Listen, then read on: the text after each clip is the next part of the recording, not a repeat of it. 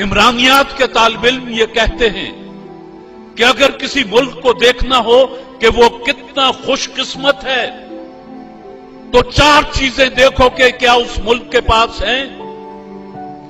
पहली बात यह है कि क्या उस मुल्क के पास समंदर है।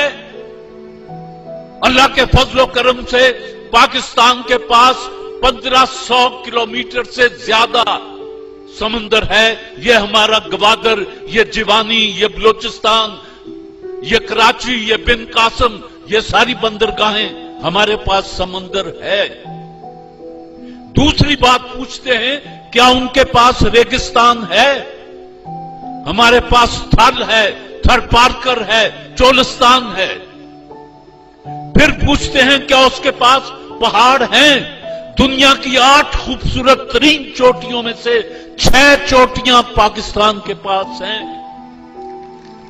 फिर पूछते हैं, क्या उसके पास मैदान है। पाकिस्तान का 40% रकबा मैदानों पर मुहित है। रब्बे जलील ने आपको देते हुए कोई कसर नहीं छोड़ी, लेकिन आपने इसको बर्बाद करने में भी कोई कसर नहीं छोड़ी।